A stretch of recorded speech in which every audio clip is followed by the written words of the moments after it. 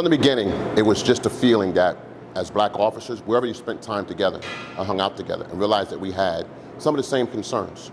So we decided, let's come together and see what we can do about creating an organization that addressed the concerns specifically with African American and minority officers.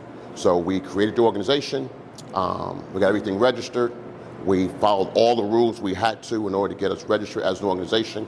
I was elected president, and from that point forward, I've had some outstanding members who have gotten the work done.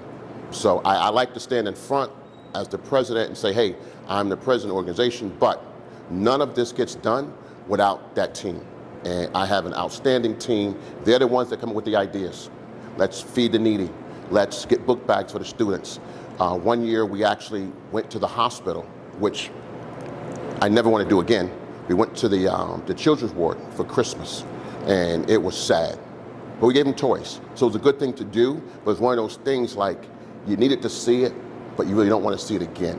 You see the parents who can only touch their child through a bubble, those kind of things. So, but somebody in the organization thought of it, and we did it. And we've supported a lot of people through this. We've also helped people who needed to study for an exam, like the sergeant's test, lieutenant's test. Outside of going to the class and studying, we brought them together to get more studying from people who have gotten promoted to talk about how do you take the test? What do you do before you take the test? What do you do while you're taking the test? How to prep for this? So we needed to do that because you couldn't get this other places. Okay, there could be other groups that you weren't invited into. And for years, there's groups that you wouldn't get invited into, study groups, so no problem. If you want what the other man has, just do what the other man's doing. Get your own study group and start to study and learn how to do this. And we had people of all ranks that could come inside the organization and tell us this is how it's done. This is what you have to study. Well, I can't comprehend or digest stuff the way I need to. Perfect. I'm the person you want to sit down and talk to.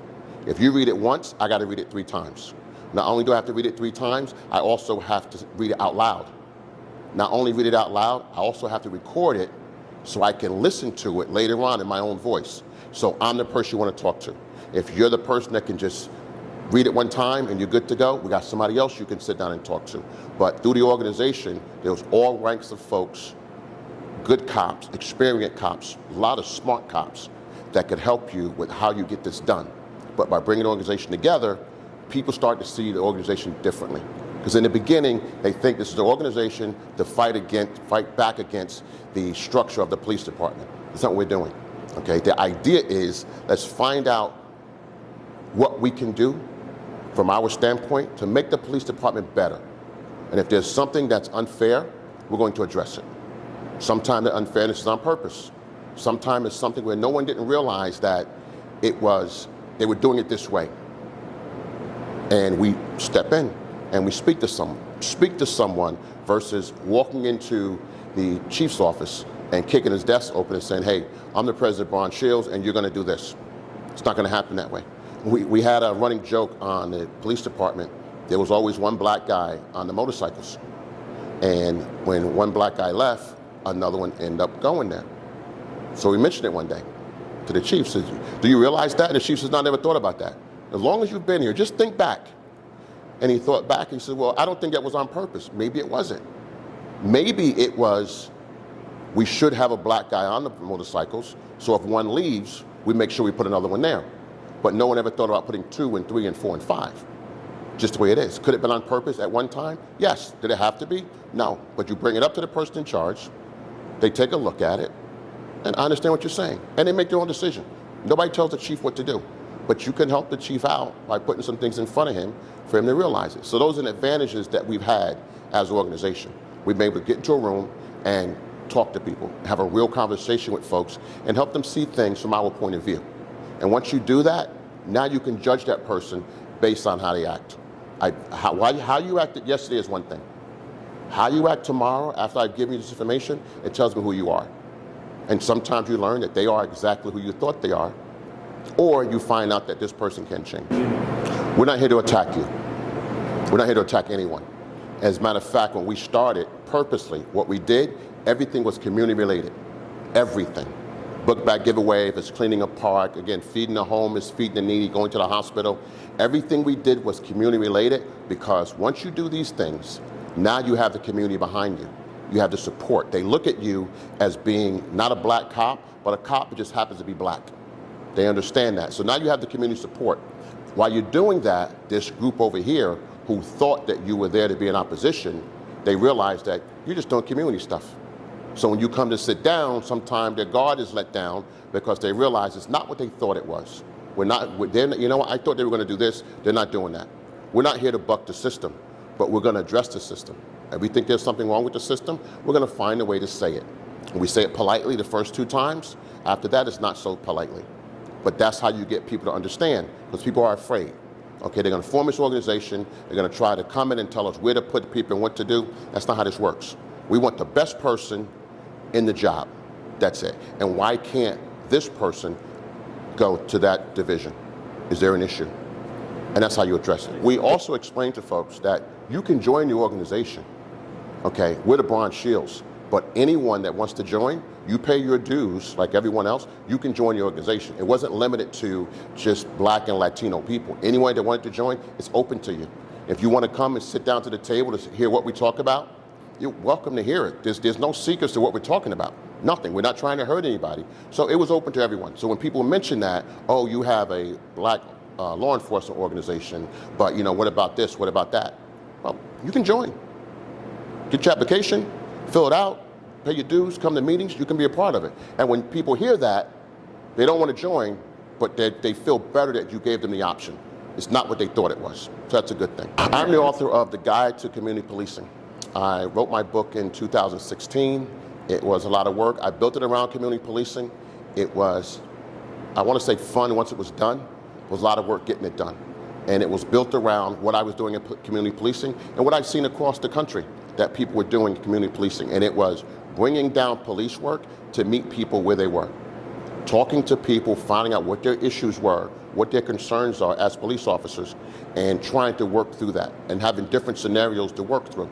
And that happened in the police department. But as you go through this, you realize that it's a different part of policing, okay? Completely different. Crime fighting is crime fighting. Community policing does not work when a guy's pointing a gun at you. That's understandable. Community policing doesn't work when a person punches a police officer in the face. It doesn't work, okay? You go into a house, a domestic violence situation, and the guy just beat up his wife and he tells the police officer, I'm not going to jail. Community policing doesn't work. So understanding that there's a place for community policing and there's a place for crime fighting. And once you realize that, now you can look at community policing different. Some people think community policing means keeping the gloves on all the time. It doesn't mean that. It means when there's a time to put the gloves on and you talk to people, that's what you do. And once you practice that, and I learned it through my research and I was putting the book together, I just thought about these things and did more and more research and found that what people were doing across the country as far as community policing, you realize it's a great thing when you use it. And most police officers don't realize that probably 85% of what they do every day is community policing. You're not doing as much crime fighting as you think you are. Okay, you're riding around. You riding around in your car in neighborhoods is a part of community policing. People see you. Well, let's take it a step further. You ride the same neighborhood every day. You see the people every morning. Wave to them. Say hi. But it goes both ways. I speak about it in the book. I've asked people who weren't police officers, well, the cop rides through my neighborhood all the time, and he doesn't speak. You ever speak to him? You ever wave him down and say, hey, officer, listen, my name is so-and-so. I live in this house. If you ever need to use the bathroom, clean bathroom, you could always come and ring doorbell. If you want a cup of coffee, the officer's never going to ring your doorbell to use your bathroom. But every time he rides past your house, he's going to remember that person that offered him a clean bathroom and a cup of coffee. But it goes both ways. You can't have a relationship with one person always extending their hand. So try it sometimes as a community and see how this works. So it's not community policing so much, it's community and policing. How do we bring those two things together? But the community has to do their part also. Okay, do I think there's more onus on the police? Yes, because that's where I stand. But I think the community can do their part by reaching out their hand and extending it to the officer and getting things done. I wrote about it in the book. I stood in line to get coffee. I won't say the name of the place. And I get to the register, and the person right in front of me says, I'm going to pay for his coffee. I've been in the drive-thru, and you get to the window, and they said the person in front of you paid for your coffee. They don't know me. The person drove off, went about their business. For some reason, they seen a police officer and wanted to buy him a cup of coffee. Now, let's turn it around. I'm standing in line, and someone speaks to me, officer, how you doing? We're talking a little short conversation. I get to the register, I'll pay for their coffee. Do the same thing in the drive-thru. You see a car behind you, pay for their coffee. Okay, now it spreads. You're never gonna see the person again. However, that person's at Thanksgiving dinner, and somebody's talking about something bad that happened with the cops. And all of a sudden they're saying, you know, last month I was at someplace getting coffee, and a police officer in front of me paid for my order. Not just my coffee, paid for my muffin and everything else, paid for it for me. So now somebody's saying something positive.